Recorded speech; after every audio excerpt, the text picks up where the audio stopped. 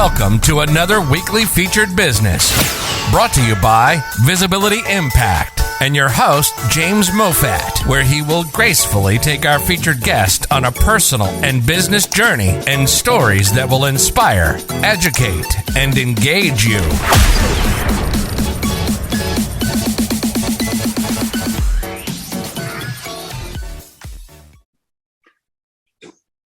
Welcome to another Friday Featured Business brought to you by your host, myself, James Moffat. And today we have our 116th guest. Wow, yes. Cassandra Robinson. You are on the spotlight today. So I'm going to take you on a journey for the audience from your childhood to where you are now. Touching on any memorable experience, anything you wish to share, good or bad. And then we will then get to where you are now. And then you can tell the audience what you're doing, why you're doing it, and where you are on that journey. And then we'll leave all the links and everything that people can connect with you afterwards. Okay, so ready? Ready or not? Yes, and we have in there, we have also in the studio, or in his studio, we have Bojan. So Bojan, welcome. Thank you for having me as well. But let's focus on our featured guest, Cassandra. We are all interested to hear her story. Yes, Bojan was the 24th guest, so we're now 116, and he's probably been on every show since, thereabouts. I missed two, but I watched the recording 3 times each, so... You were there. And I have the cat in the room, right? So if the cat jumps up on the screen, then hopefully she's not going to push the wrong button, right? The thing is, the cat loves me. She won't leave me alone, right? So she wants to be where I am. So she's watching me on the screen. It's quite funny. If you could see what she's doing, she's watching us on the screen, right? And she puts her paw up. Oh, cute. I need to have a few cameras, you see, so I can switch cameras so you can actually see. You can see the cat interacting with. Yeah. Anyway, so Cassandra, let's get going. So, as we've had guests from all over the world, first of all, we want to know where the guests are. So, where are you, and where are you originally from? Where in the world am I? It's like a Where's Waldo? So I am based in Austin, Texas right now. I'm originally from San Diego, California, born and raised in San Diego. And my heritage is I'm Mexican. So my dad is from Guadalajara, Mexico. And then my mother and my mother's mother is Spanish. Okay. So you speak Spanish? You know, that's the terrible thing. No hablo español. Porque mis padres no me enseñaron. What I basically said is I don't speak Spanish because my parents didn't teach me, pero yo quiero practicar en español porque es muy importante. So but I like to practice Spanish because I know it's very important to learn. I probably could pick it up a lot quicker than those who haven't been around Spanish, but back then, my parents thought that teaching me Spanish would just get me made fun of in school. I think that was a thought back then. You know, they just want you to be as American as possible and fit in with everyone. So no, I unfortunately don't speak Spanish, and but would love to learn. And I think the best way to do that is living in a Spanish-speaking country or whatever country that you want to learn the language in. Yeah, no, I think it's important also to learn. The thing is, I thought in the US, I thought the second largest or spoken language is Spanish, because yes, right. Because I know lots of California and also kind of Miami and Florida, there's a lot of Spanish. That's true. And so I agree that is a big language and second largest language, but for some reason that was or maybe they were just lazy and it was easy for them to speak Spanish, because my parents they speak Spanish. They speak English regularly. It's easy to just use English because you don't need to speak Spanish. Yeah. So you remind me of a guest. We've had another guest that's from Brazil, and she's now living in Mexico, funny enough. Oh, wow. So How cool. yeah, we should, I mean, the whole Us. idea of doing these shows are also to connect people. So we should definitely start connecting. Oh, I'll send her the link anyway, and then you can connect with her afterwards. But she's a wonderful person as well.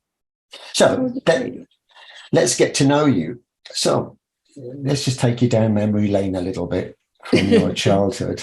Oh man, I didn't know we were going to go down memory lane by childhood. That's yeah. Well, we kind of want to find out a little bit more about the person behind the business, because when we come to talk about your business, I'm always interested in the person and how they came about doing the business that they're doing. And yeah, a lot of guests have kind of broken away from either the corporate world and they started their own business. And there was typically a pivoting turning point in their life that put them basically backed up in a corner, that in some cases they had no choice and others were freely happy to do that. So, but anyway, everybody's got a story to tell. So that's why we want to know your story. Amen. So growing up as a kid, you got any siblings? Yep, I got 3 siblings, 2 brothers and 1 sister. There's about a 20-year age gap between my youngest brother and my older brother. So that's kind of interesting to have that dynamic there of an older sibling that could probably be an age of my dad, you know. And then I have an older sister. Right. So you all live in the US or?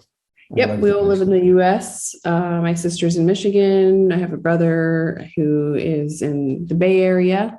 And then my oldest brother lives in my hometown. Right.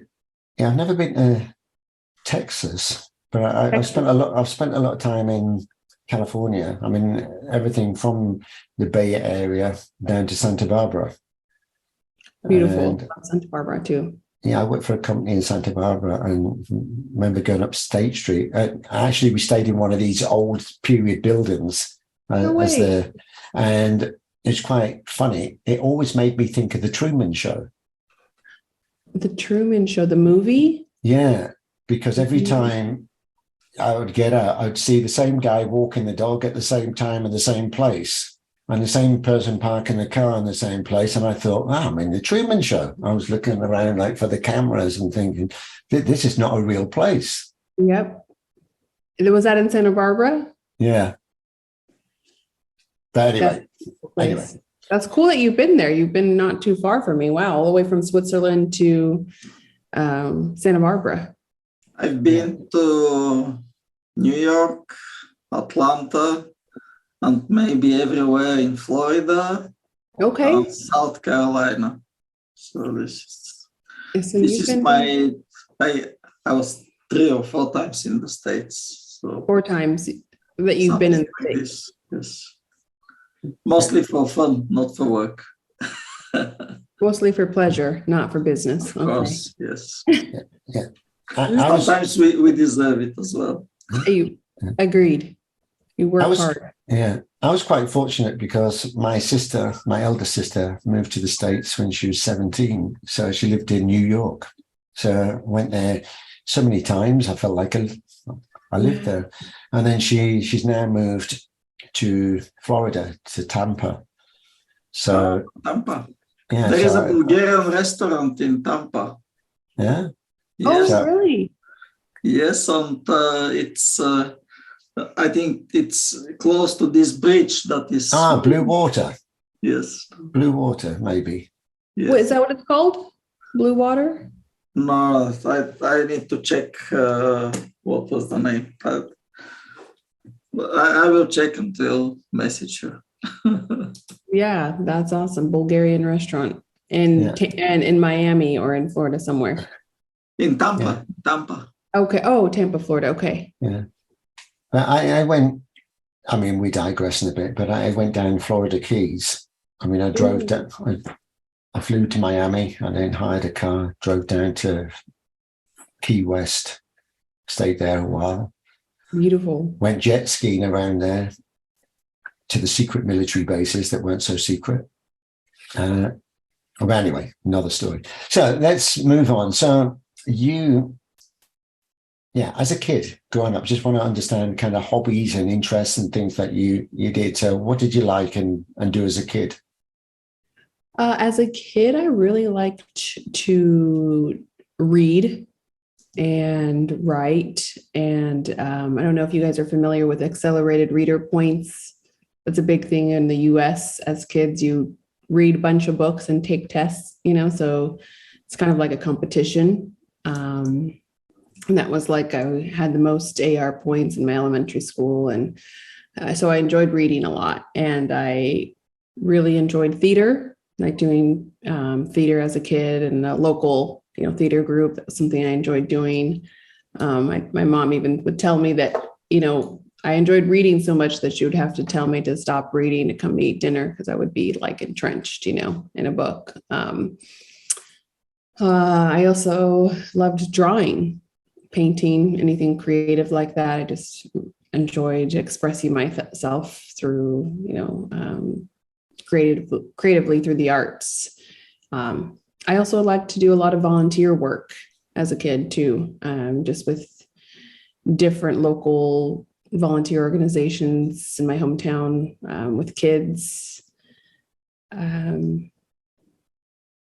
wasn't a big sports person. I didn't do a lot of sports growing up. I played the piano, took piano lessons for a while there. So those were some of my interests, a lot more on the creative side versus, sports. Although I did some of that. I did ballet as a little girl. Yeah. So let me just touch on a few of those. So Sure. reading, what type of books did you read? One that comes to mind is it was a really popular series of books as a kid that we called the Boxcar Kids. There was just, I don't know if you're familiar with that. That was like really like adventure or mystery, thriller kind of type of genre. The Babysitter's Club, again, fun, adventurous. So lots of adventure stories. Yeah. Yeah, I think I remember, like, when I was a kid, having stories like that. We used to read, if I can remember the name, 𝗚𝗨𝗘𝗗 Blyton, and like the famous five or the adventurous five or whatever it was called. Exactly. And yes, stories like that, adventure stories as kids. I mean, because we were always quite adventurous as well. So we'd make our own adventures as kids when you go out to play.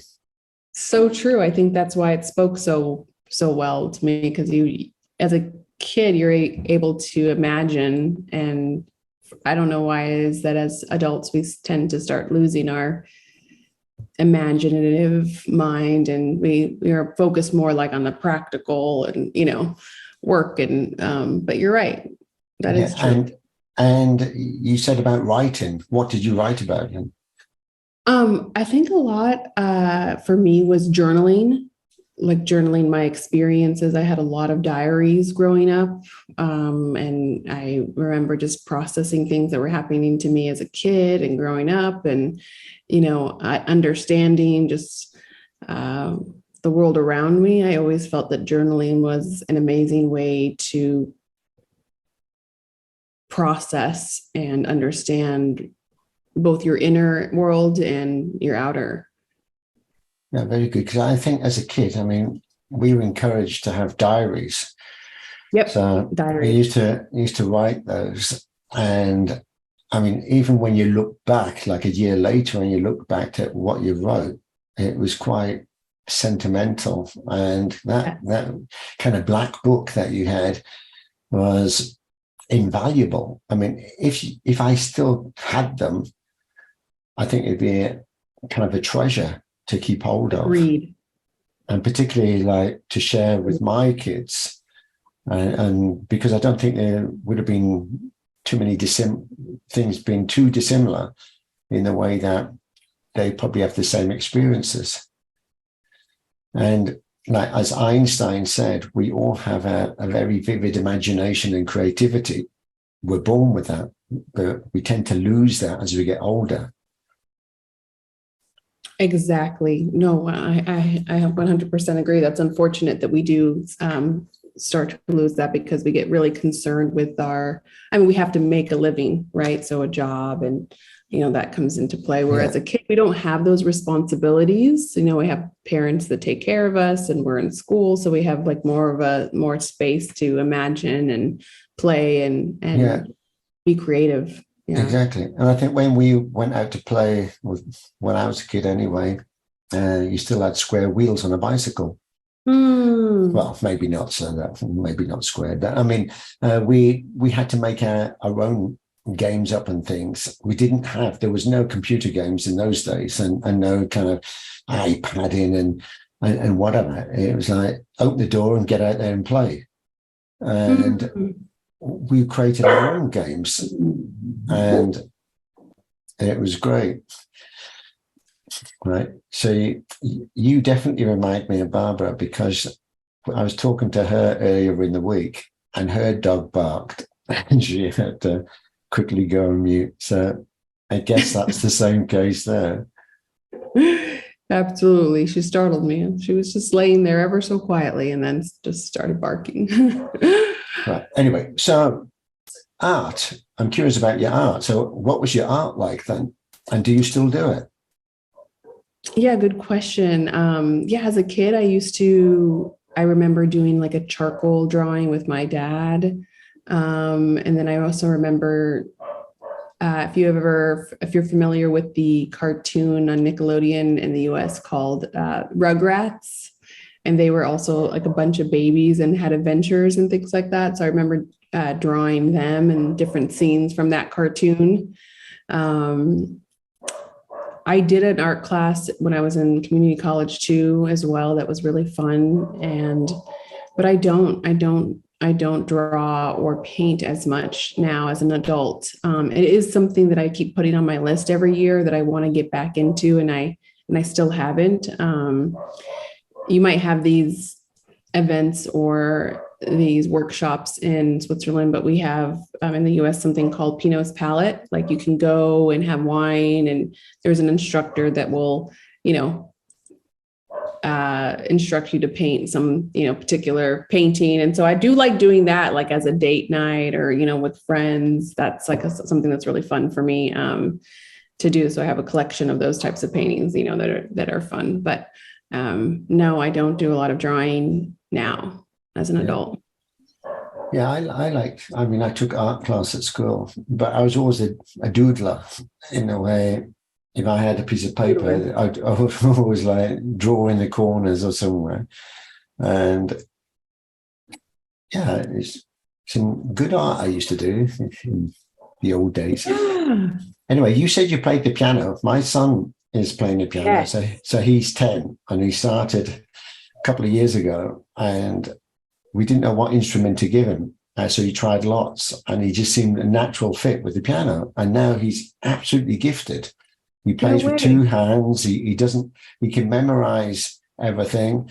He can read the music and he can cross his hands over, have a conversation at the same time and still play. And the most complex things. He's learning. At the moment, he's doing the soundtrack to the Titanic. Wow. I can't even remember how it goes now. But anyway, it's quite complex and he's doing that. That is amazing. He belongs to kind of this church group in a way that all the kids go there and they learn different things. And then every year they go and play an instrument in front of an audience, which the parents and whatever. So yeah, he did his solo bit on the piano. That is really, really, really neat. Yep. I remember being a kid and taking piano lessons, and like many kids, being sort of rebellious or not appreciative of the lessons, like, I don't want to do this, mom and dad. I don't want to practice, a piano. So that's great that your son has committed to it and he actually enjoys it. I wish that's something that I wish that I would have stuck with as a child. Now that I'm an adult, continued those lessons. So you still play the piano? No, I don't play the piano now. Oh. Drawing, I don't play the piano. Those are things I kind of stopped doing. Did you have a religious upbringing?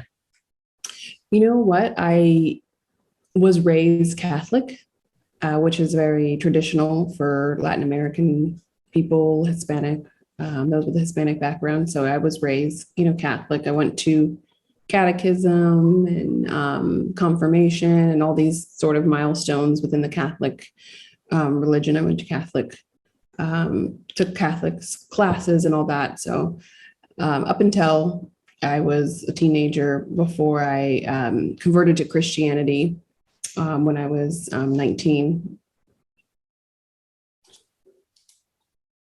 All right. Okay. And did you not sing there in the church? In church, in Catholic church, yeah, we did some singing, to God there, as far as just. Did you play the piano and sing there? No, I didn't. That would have been cool, though. That would have been fun. I know we're going to have a guest here shortly. He's about to sing for us. I think she's probably coming on any moment. Yeah, I don't know. Yeah, I have to ping her to find out where she is. She got delayed, but she sings and plays the piano. Oh, that's amazing. We'd love to have her as a singer. I'll let her introduce herself if she ever turns up, and then you can hear. But she does a lot of kids' adventure themes. Like she does a Harry Potter camp with the kids. Wow, that's and so she cool. Teaches them piano and singing lessons. I love that. Yeah, that's awesome. Yeah, once you've been a guest, what you have to do is everybody's going to invite me to their places in the world, so I can spend a year traveling to see all my guests. You see, that is a great idea. That's a great plan. I'd love to do something like that. Travel. I didn't say, but I've taken 10 or so guests, previous guests, and we're doing our first book with the stories of the guests. So, no way. So we are all 10 of us or so. Are writing a part in a book, and we're putting it all together. And it's to inspire, educate, and bring hope to others. That's beautiful. We need more hope, light, love in our world. Yeah, exactly. That's what we see. Bringing hope is the fundamental kind of thing that we're after, and educate on that way. So let's kind of jump forward a bit. So growing up as a kid, right, so your education and stuff, and did you any work experience before I came on to kind of what you're doing now? Yeah, I started working when I was pretty young. I started working when I was 14 at a prom dress shop at our local mall. So I've always worked. I've always enjoyed working and being around people. I went to college for fashion design and merchandising in Colorado State. So I went out of state, went away, moved out of my home around 20 years old. So last year. What'd you say? You moved out last year.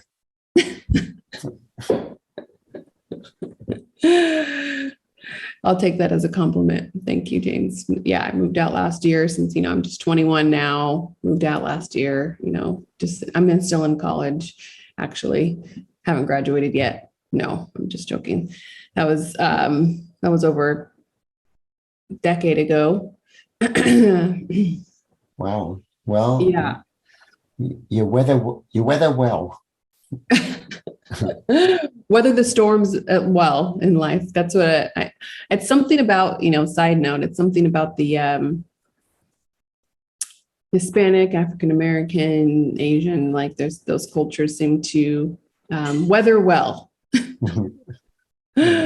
Well, yeah, my grandma's 94 years old. She doesn't look 94. She looks like she's 70, so it's just in the gene. Yeah, I think it's the olive skin. You think it's the olive skin? Yeah, because my wife is from Brazil, and No way. And yeah, she hasn't aged since I've met her. Exactly. And she just looks exactly the same. Exactly. Whereas, I have to have a soft focus lens now to make myself look like I did 10 years ago. I need to apologize. I thought you're 23, you said you're 21, but we still can go to discotheque in America, yes? Yeah, luckily we've got technology that can make you look younger, but the only problem with that is you can look younger on the screen, but when you actually come to meet somebody and think, whoa, what happened? Yeah. Yeah. Like startle them, like you can't, don't scare me like that. No. So thanks for that, James. I do get that. I do get told that I look a lot younger than I actually am. So I'll take that. Okay. So just tell us about kind of experience, work experience and stuff. And then because you have your own business now. So, and then was there a kind of a turning point that made you decide that I want to go alone now? Or was it always something that you had in mind? So good question. I've not lost count now, but I think I've had about 27 jobs in my life. That's including like internships, college summer jobs, since I've been working since I was 14.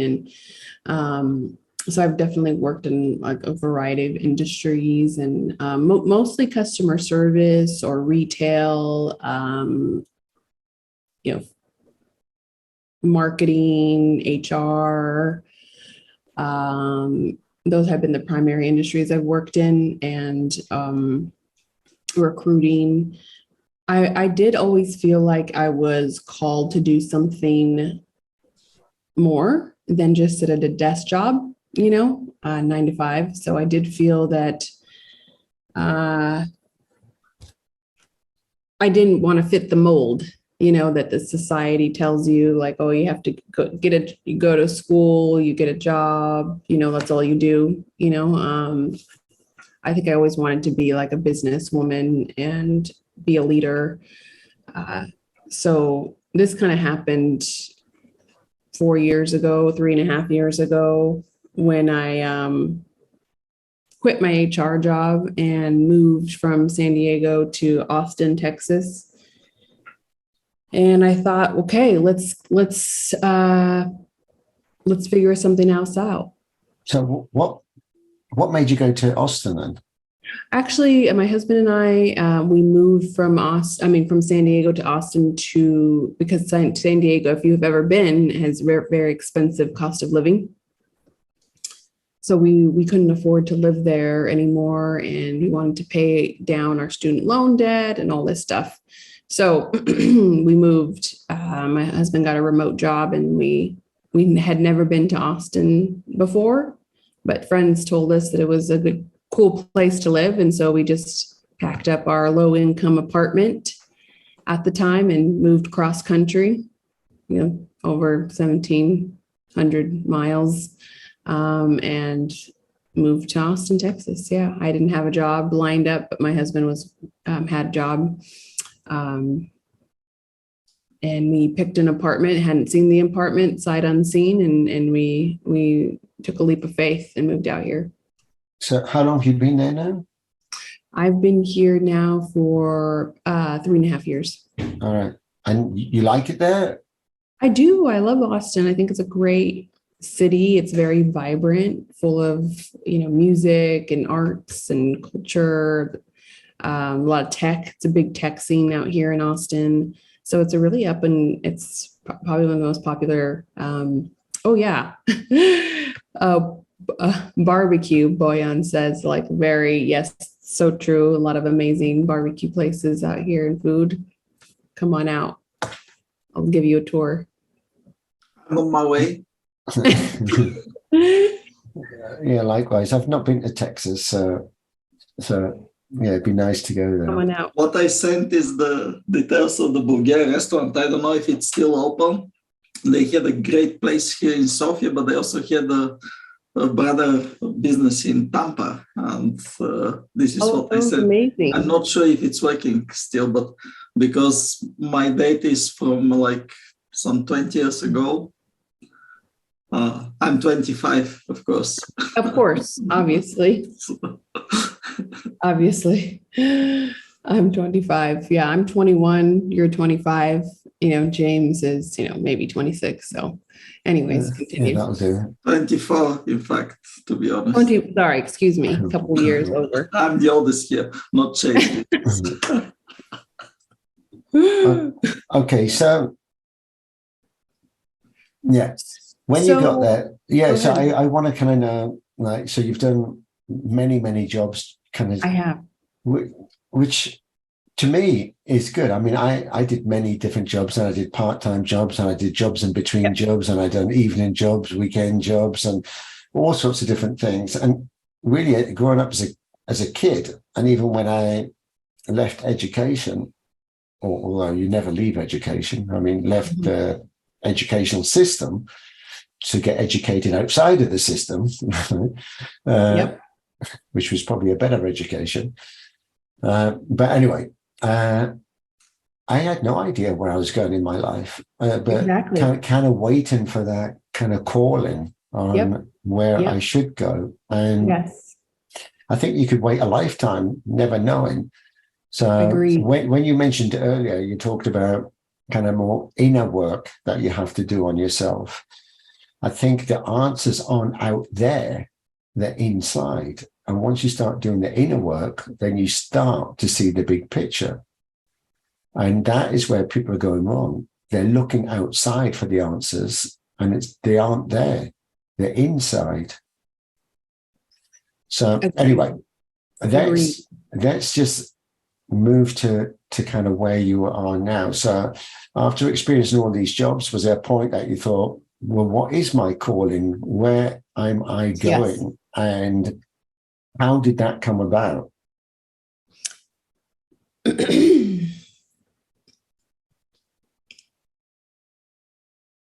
think you made a great point, James, that we often look for external validation outside of ourselves to tell us what we should do in life. We're constantly looking to society for approval, our parents for approval, mentors, just people that we respect and love in our life, thinking that if we gain their approval, somehow that will affirm our worth and our value, in their eyes. And then we end up losing ourselves or not really knowing what it is that we want, which is, I think, normal.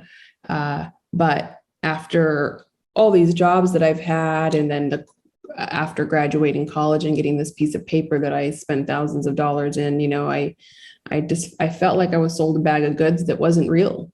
I felt like I wasn't set up for success, and that the system that I had grown up in was broken, the education system, and that really is just a big business that is taking advantage of its youth and even its the parents, who don't know anything either, right? Like I was a first generation college student. I was the first one in my family to go to college. They didn't know, they just thought that's what you do. This is what society prescribes you to do. And so I went and then I found out, oh crap, this does not, this isn't it, and I hopped around to different corporate jobs trying to find out who I was and where I fit in society. You know what I mean? Like where my role was. And then after several jobs and, a few years, I was still dissatisfied. I felt that there was a lot of toxic workplace environments that weren't empowering to me as a minority woman. I felt devalued and like mistreated, and oppressed, really. for like the ideas that I had or brought to the table. I just felt like they wanted you to fit in and not really speak your mind, and not be yourself and just kind of conform to, their agenda or their, the culture of the company, even if you didn't agree with it. And I just felt that was stifling for me. And so when I moved out here, I was on LinkedIn actually trying to network and see who might be able to help me find my next step, or, just network with people and connect. And I didn't really have any plans at that point for what my next job would be or what my next step would be. But I got in a call with an Australian business coach, a Zoom call similar to like we're having today. And he asked me, James, he said, have you posted a video on social media or LinkedIn before? And I was like, no, why would I do that? And he said, that's, part of building your personal brand, introducing yourself, talking about, what you're passionate about. And I said, no way. No, like, just like, being very, feeling insecure and not knowing what to say, that sort of thing. And he said, I'll call you.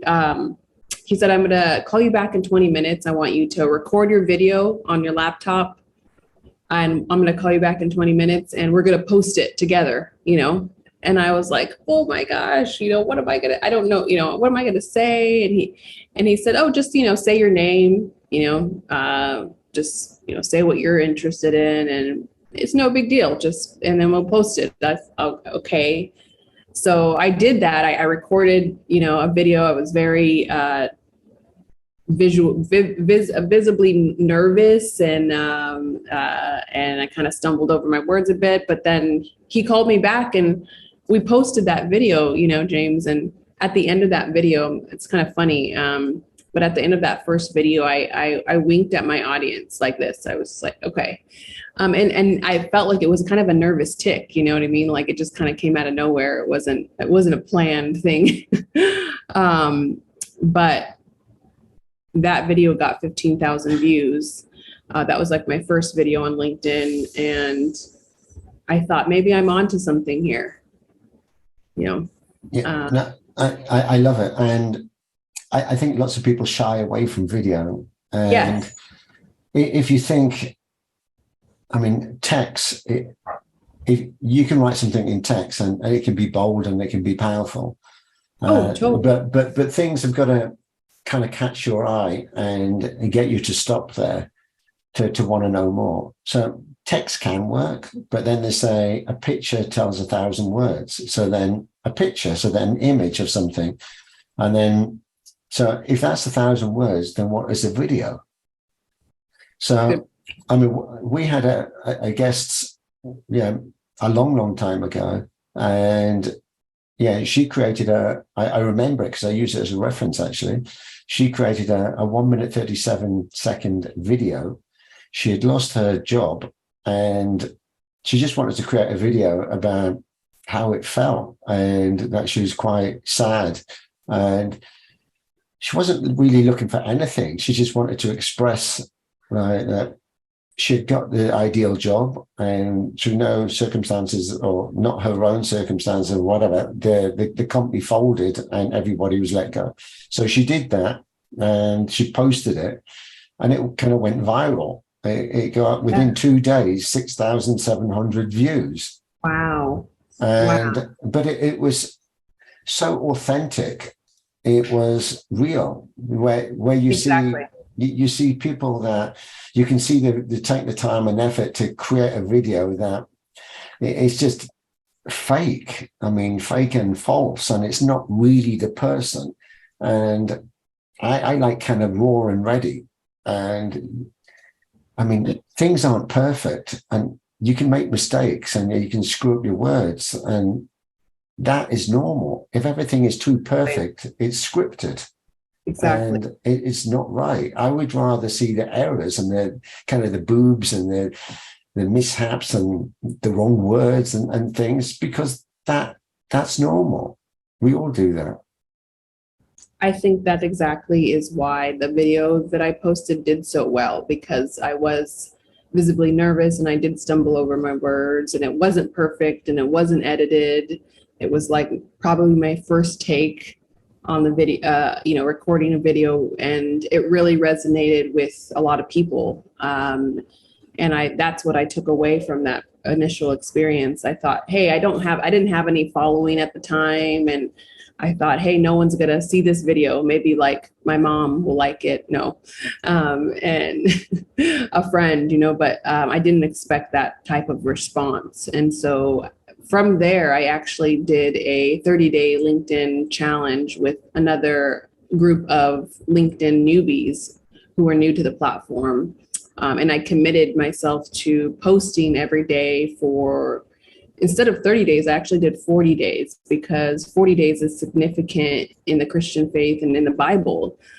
40 days, Jesus was tempted in the wilderness, 40 days and 40 nights. Yeah. I was just going to say that, in 40 nights. So you did 40 days and 40 nights. Yep. Right. Exactly. I posted 40 days. But this is something that we have in connection. I mean, I joined LinkedIn on May the 4th, right? Or was it May the 3rd? May the 3rd or May the 4th, 2004.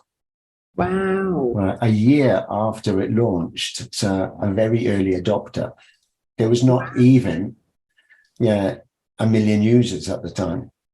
And now there's over 850 million, apparently, something like that. That's right? Great. So I grew up with LinkedIn. I knew how it worked. I knew the algorithms, and I knew what it was used for. And in those days, it was pretty much used as a recruiting platform and for HR and basically people letting them know what they're doing. But it's changed significantly since 2016, when Microsoft acquired LinkedIn and kind of made it a business marketing tool. Yeah. But anyway, we could talk about that all day, but we have that in common. So when you talk about these challenges, yes. I have done these challenges. I'm also a LinkedIn trainer. You should do something together. Right? That would be great. It'd be great fun. I would love to do that. That would be a lot of fun. I love LinkedIn. It's only for authentic people. Exactly. I don't want the egotistical, narcissistic people, because it's not for them, right? Well, it's not for us anyway. I'd rather not have them than have really genuine people that want to see the value of what it is that they can achieve with LinkedIn. I absolutely agree. I think that LinkedIn is an incredible platform. From when I first started posting my videos, and I had no actually intention to build a business or a personal brand. I actually didn't know what either of those things were. I didn't, we're not taught what a personal brand is in college or growing up. I didn't know that you could build an online business, that I didn't know what coaching was or the coaching industry. I didn't know any of those things. It was a whole new world for me when I got on LinkedIn and found out that people were actually monetizing their audience and creating digital products and digital courses and all this stuff I had no idea about until I got on LinkedIn. And so it's been like drinking water out of a fire hose for sure the last 3 years.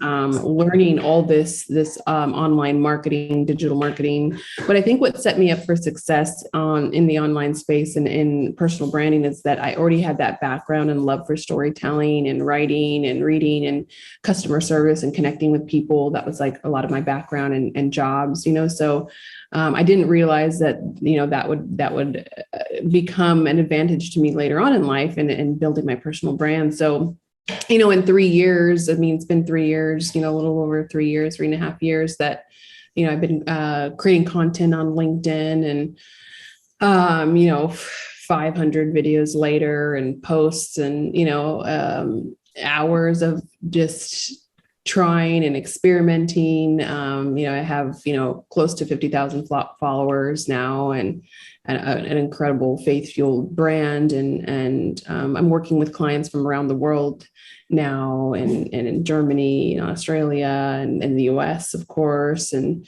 all over, just helping faith-driven Christian business owners tell their stories, basically, you know, that everyone has a unique, compelling story that deserves to be shared and that can impact the lives of other people. And so I really help people that either are scared of video, just like I was, you know, 3 years ago, or feel that they're not strong writers or communicators. I help them get their message out there through my own coaching process. Yeah.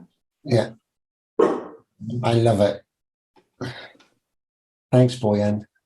Thank you. Pleasure to meet you. Hope to see you on the next events as a guest to the other featured guests. It will be fun. That would be awesome. And I would love to have you out here, Boyan, have some barbecue here in, you know, Austin. Actually, I'm going, not for my son, for the ticket to pick it for the flight. Perfect. Have a great day. Bye. Ping me on LinkedIn. Let me know when you're here. Pick you up from the airport. Sure. Bye. Good night. Thanks. Bye. Right. And then there was two. And then there was two. So that's right. I am pinging Emily to see if she'll join, but she's in the car. So I said, do a cappella and just do it from the car. But anyway, I don't know if she will. Cool. Huh? Sorry? That would be really cool. It would be, all right. Yeah, cappella. Do it. So anyway, let's see. I mean, we'll carry on talking and stuff. So I just want to learn more about kind of what was the biggest. I mean, we talked about a bit about what you're doing with LinkedIn and stuff and helping people. And so what was that turning point then? You were in a corporate world or in a corporate job, or you got fed up, or a bad boss, or toxic colleagues, or you just felt that this wasn't you and you wanted to do something on your own. So how did that happen? Yeah, that did actually happen a couple times there. I was working at a construction company as like an HR professional. I was doing recruiting, and after a year almost of working there, my boss, he would often curse, and I felt uncomfortable a lot of the time, and he would often just talk down to me, like I just didn't like he didn't respect or appreciate what I brought to the table. And finally I had a conversation with him and said I didn't really appreciate that, and then 2 hours later he fired me, and I was devastated and shocked. And that was kind of like really pivotal for me too. That wasn't the last job I had before I finally left corporate. I had another job too after that, a couple jobs, and I found them, like the workplaces I found myself in were toxic. They didn't value my ideas, or recognize like the contribution. I just felt that it just kind of wanted to just kind of push you down. It wasn't a place that built you up. And I had even one, I tell the story, but I had one when I worked at could I? Yeah. One second. Can I pause you 1 second? Very embarrassing. I have someone at the door. I need to. Oh, of course. Right. Just pause this for a second, right? Got it. Get a drink or whatever, but I need to quickly do this, right? Ed. Right. Okay. I'll be back in a second. Okay.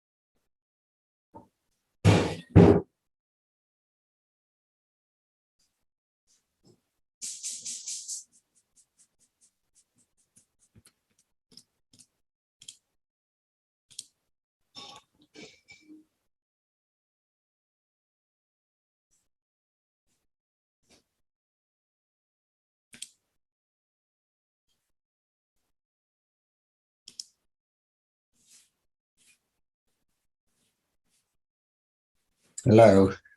Hello, Right. James. I'll edit this bit out, so don't worry about that. No worries. And I have maybe like 10 or 15 minutes left. Right. Okay.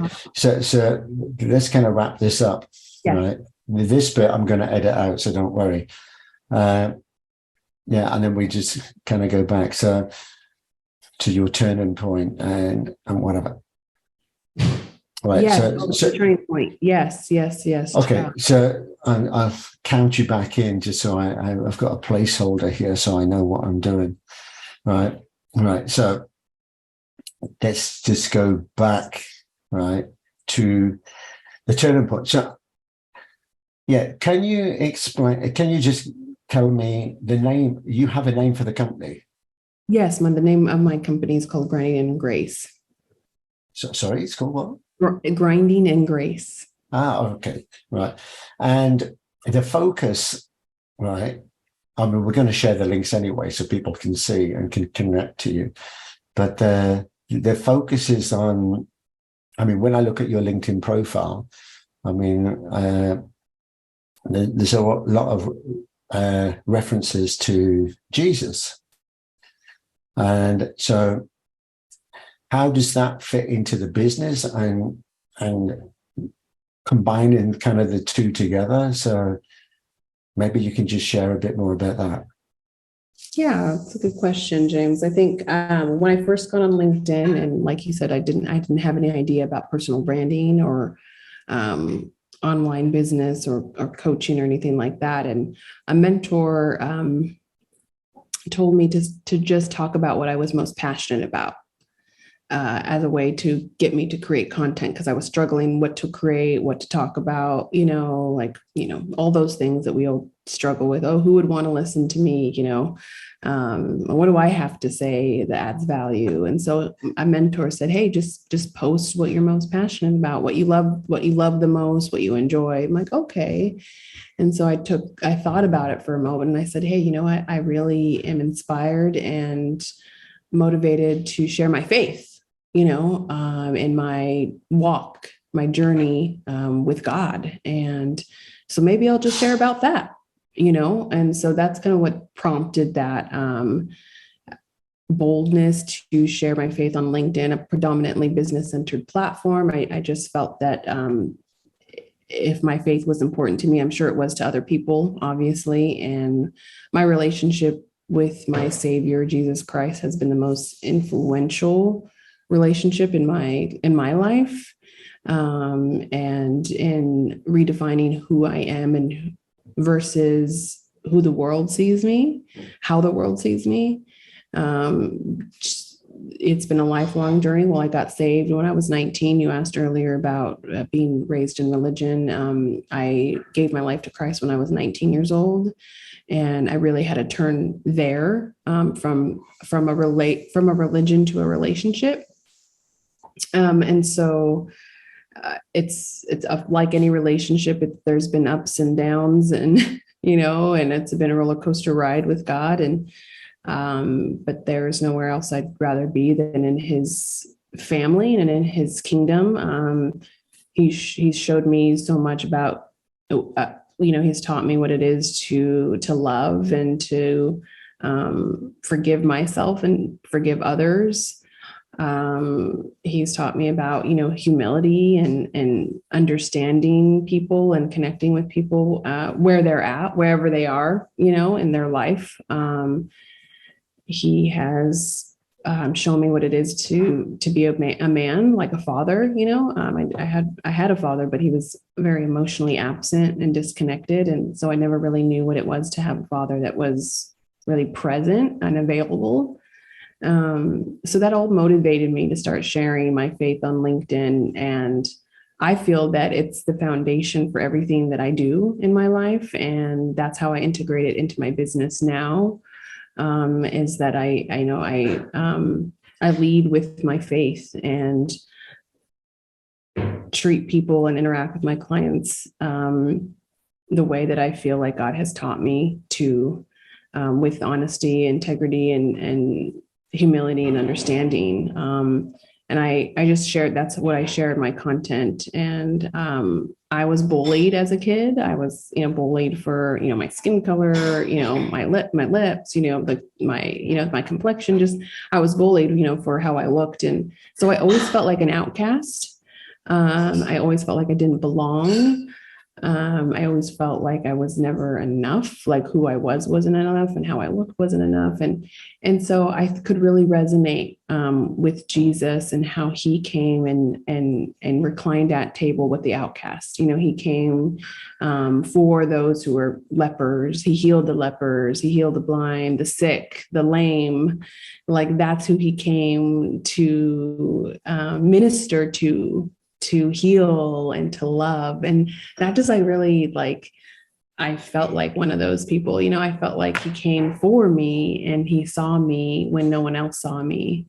He saw me, and I really resonated with that. And I want that for other people too. And that's what I, really where I try to, that's the place I come from when I post my content is, it's like, I see you, just the way like Jesus, sees us. And I want people to feel that way too, and feel special and heard and seen, because oftentimes, I oftentimes do not feel that way.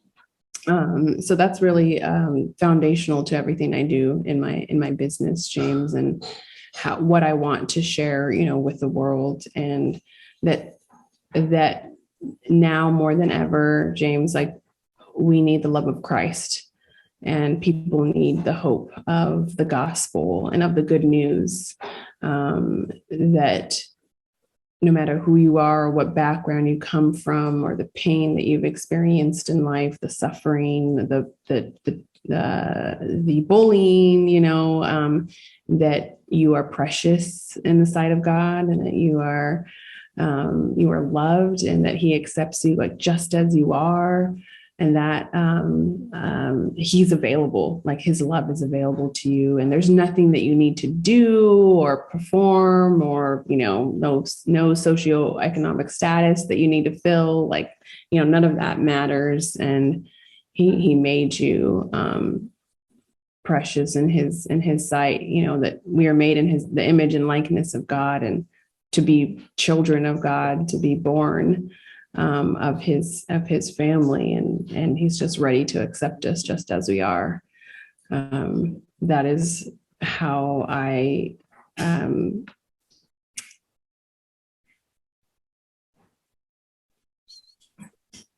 want to live my life.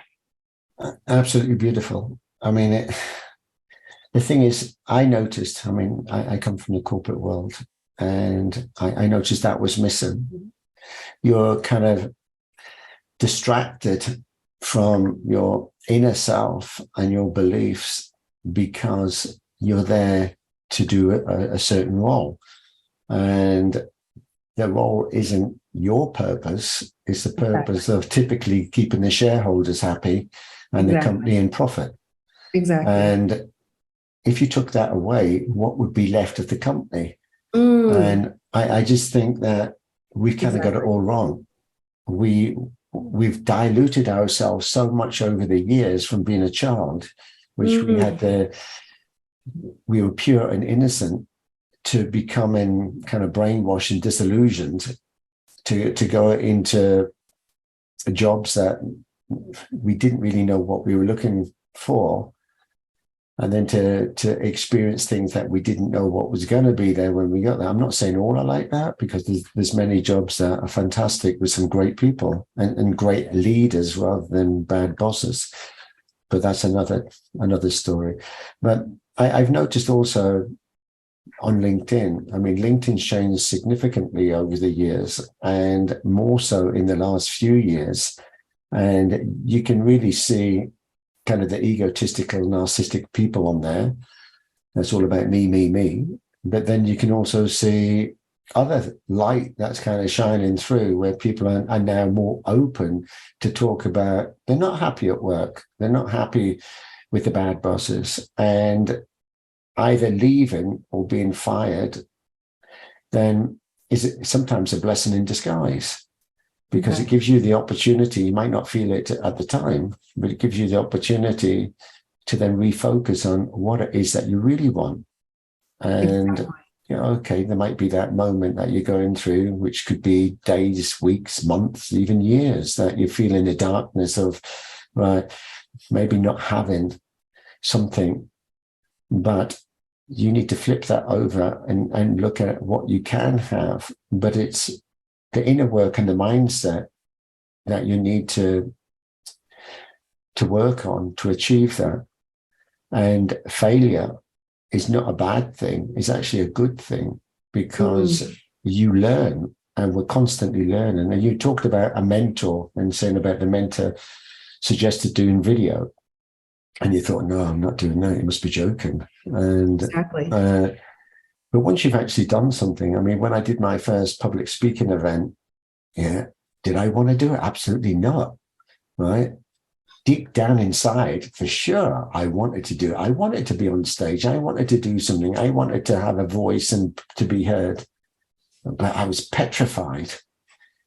And actually, I'd use words that I wouldn't use normally on here. But I mean, I really didn't want to do it. But once I did it, then the sense of relief that I'd actually did it wasn't really for the audience anymore. It was for me. It was to overcome a barrier and a pain and a challenge that I was facing. And once I'd done it, it changed the way I saw things. And so anyway, we could talk about these subjects all day long. So let's kind of wrap up. And so where are you now in the business? And you also do podcasts. Yes, I do podcasting as well. So should just kind of give us a rundown on what you do, how you do it, who's your typical clients, and if there's any kind of message or advice you want to give us. So what I do now is I help small business owners, specifically Christian business owners, faith-fueled entrepreneurs and creatives, tell their story. I help them build their personal brand on LinkedIn so that they can increase visibility, engagement, generate leads to their small business, but also to build their confidence in sharing their story.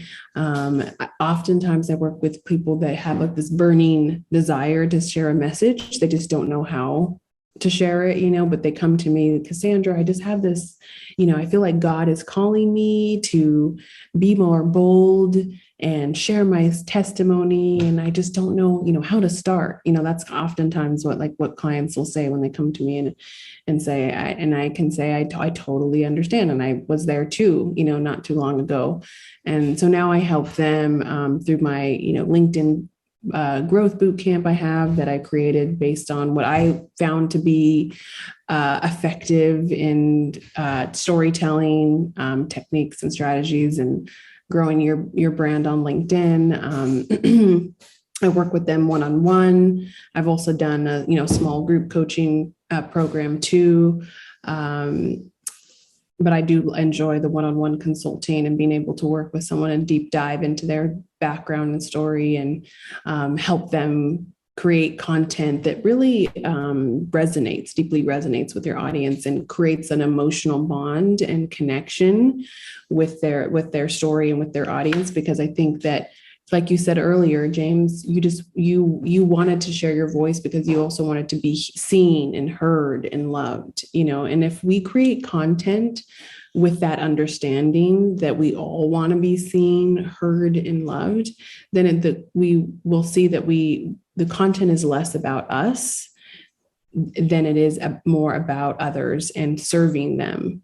So when we create content, we're the ones that are writing it and it is our story.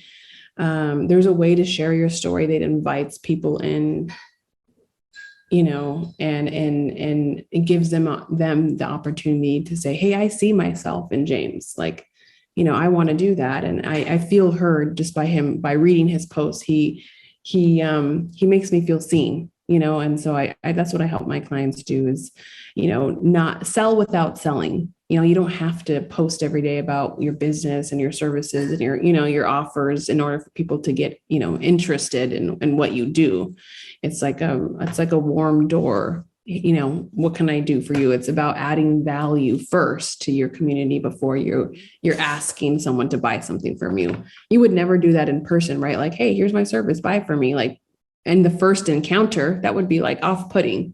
People would be put off by that. You usually start, hey, tell me about yourself. Like, what do you do? You people, if you give them the opportunity, people will tell your story. They're excited to.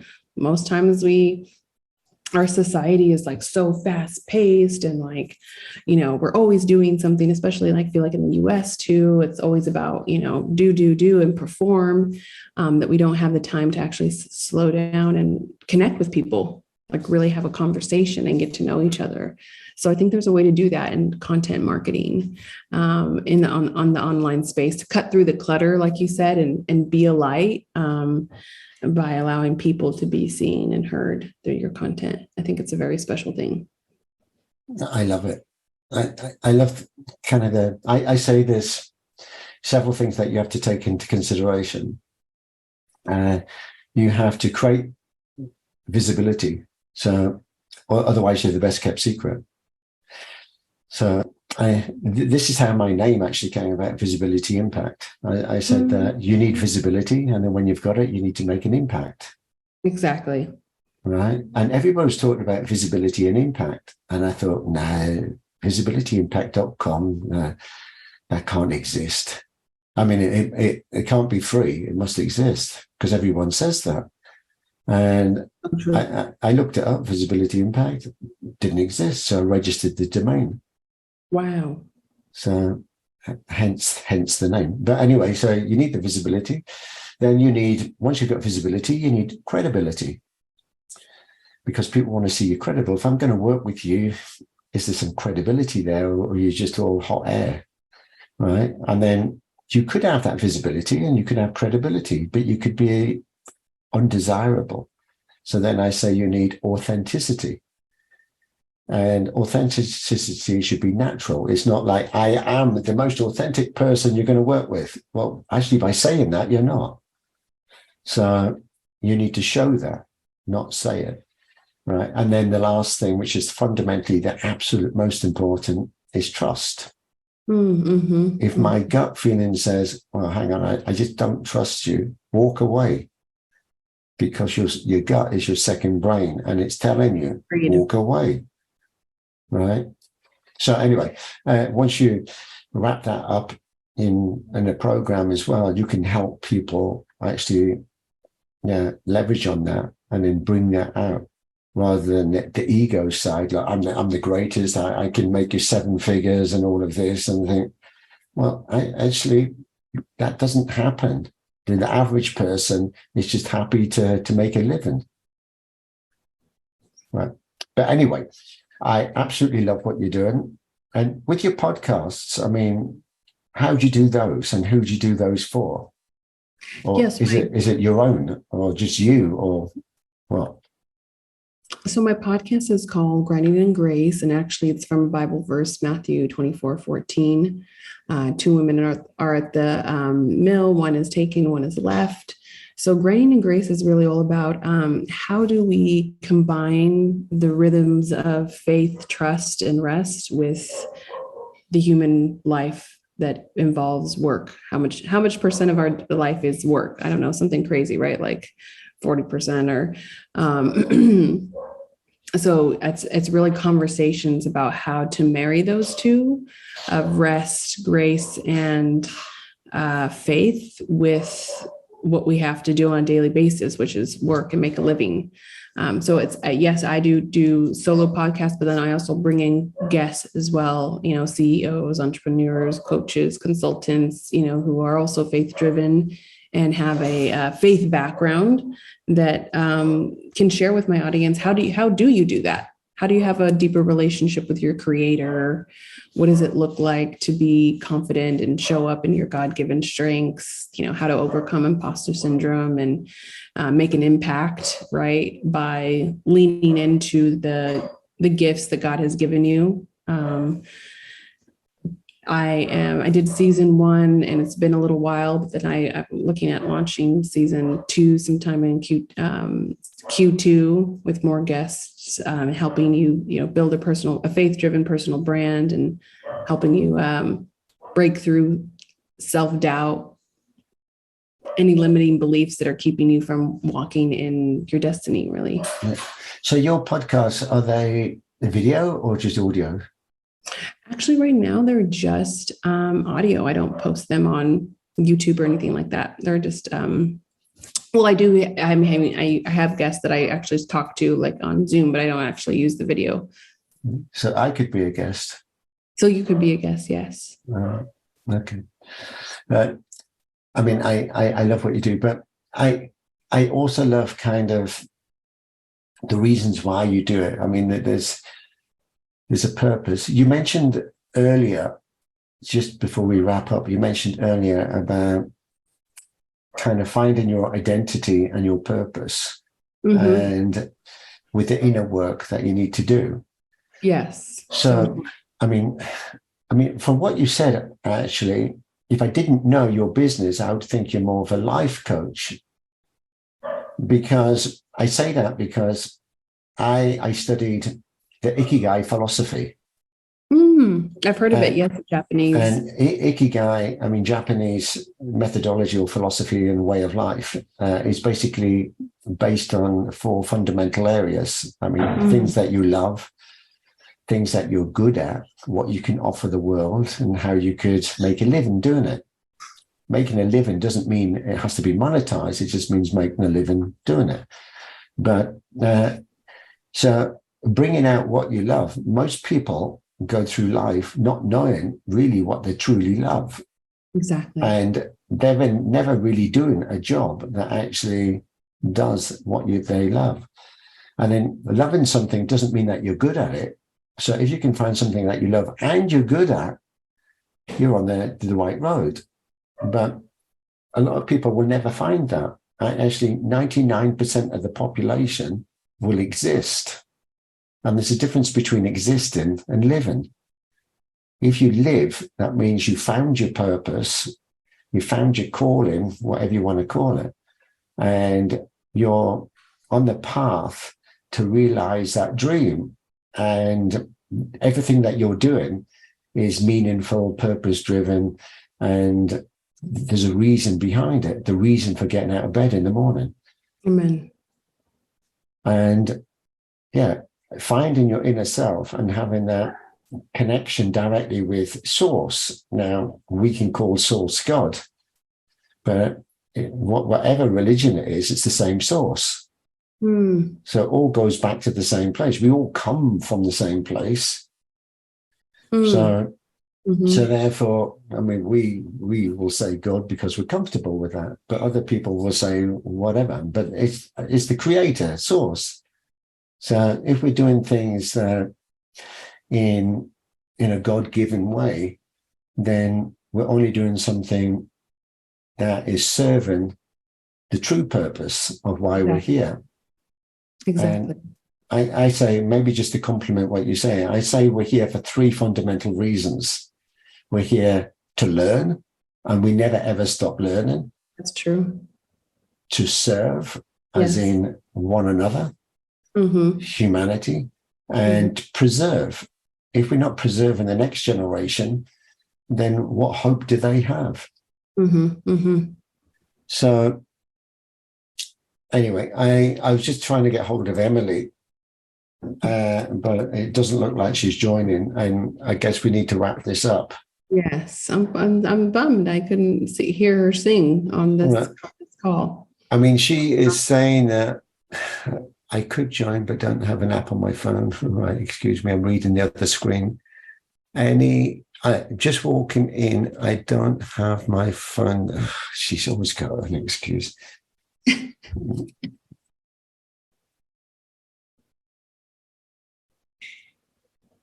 Sorry. No worries. No, I would love to hear her sing.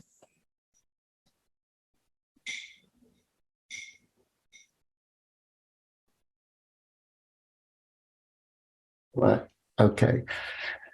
If she can, it's good, and we'll just conclude with her. But I mean, if she can't, then we'll just catch her another time. But and I think part of this is also it's about networking. I mean, the reason why I do these shows is to find magical and beautiful, wonderful people, right? And then help them network with other magical, beautiful, wonderful people.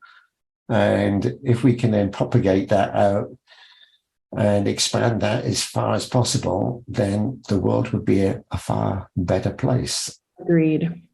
And we know there's a lot of negativity around. We need to kind of have that to one side of our mind, and we understand and we know that, but don't focus on that, because what we want to focus on, the universe will give us. So focus on the positive things.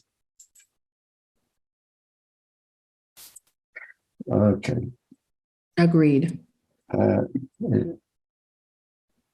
I will be home. Oh, she says 15 minutes. That's too late. Right. No, it's too late. We need to wrap up. Yeah, we do. Okay. So anyway, you can come on when she's on. I can ping you, and you can just jump on another show. Yeah, ping me. You can let me know. That would be great. I'd love to hear her sing. Because the shows are every week anyway, with a different guest. Gosh. Yes. Right? And depending on the time zone, I mean, the last guest was in Johannesburg, yeah.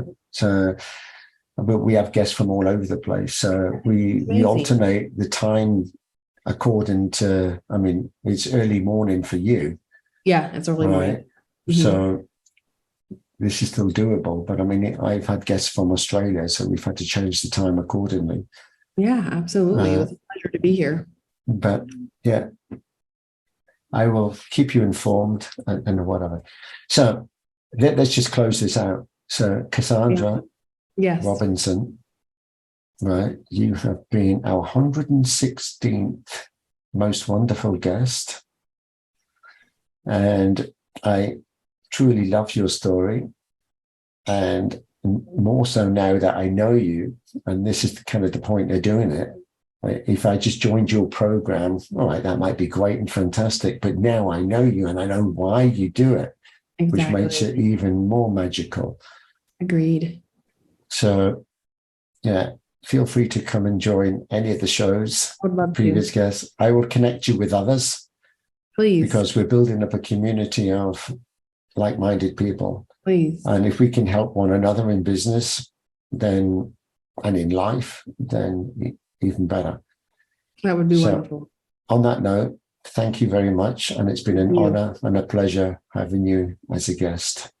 Thank you for having me. And it's been a wonderful opportunity to connect with you and Boyan. He's really funny too. And I look forward to being a guest maybe in the future and checking out your other shows. Thanks for having me, James. It's a pleasure. Absolutely. Pleasure is mine. So thank you very much and have a wonderful weekend. You as well. And thank you for what you're doing to spread hope, light, and love into the world by having these shows. It's so important. And let me know too who you'd like to connect with. I can introduce you to some folks as well. Oh, yeah. And we should do a joint event. LinkedIn related, if you want to do like a LinkedIn. Actually, we should do a few joint things. So it'd be nice to do a joint program with you about LinkedIn, right? Agreed. I think it'd be nice to do a whole topic about dreams and then bring in previous guests about dreams and what they mean, the significance of the dreams. Very right? That'd be great. Very interesting. And yeah, because you build a great network of previous guests that they love talking about dreams, right? Be awesome. And particularly what dreams mean. Then lots and lots of things that we can do. So okay, I'll keep you posted on all of this. Please do. Thank you for reaching out to me, and I hope you have a beautiful weekend. Yeah, you too. Thanks a lot. Thank you, James. Okay. Bye. Thanks. Bye.